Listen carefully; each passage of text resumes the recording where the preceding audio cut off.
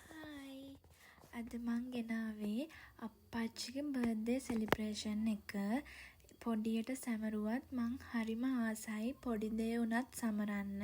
මොකද දවසක අපිට ඉතුරු වෙන්නේ ඒ මතකයන් විතරයි. ඇයි දන්නවද මම එහෙම කියන්නේ? මොකද අපිට දවසක ඉතුරු වෙන්නේ ඒ මතක විතරයි.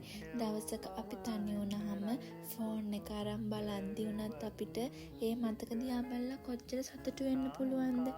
ඒ කියන්නේ අපේ ඕනම ඇචීව්මන්ට් එකක් අපිට සෙලිබ්‍රේට් කරන්න පුළුවන්. අපි නොකරන එක තමයි මෙතන තියෙන ප්‍රශ්නේ.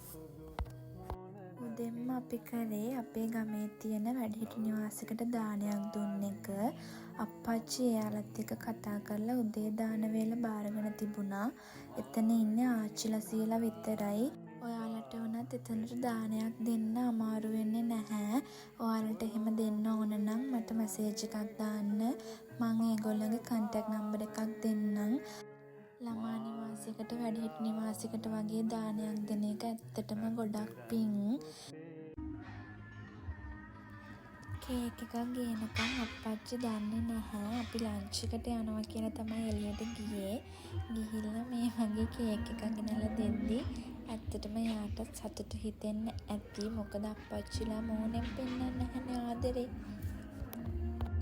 පුංචි කාලේ ඉඳන් අපිව කිසිම අඩුපාඩුවක් නැතුව හදපු දෙමව්පියන්ට පොඩිම හරි ට්‍රීට් එකක් දෙන්න පුළුවන් අවස්ථාවේ අපි ඒක දෙන්න ඕනේ. මොකද ඒක ඒගොල්ලෝ වගේම අපිත් සතුටට හේතුවක් කියලා මං හිතනවා.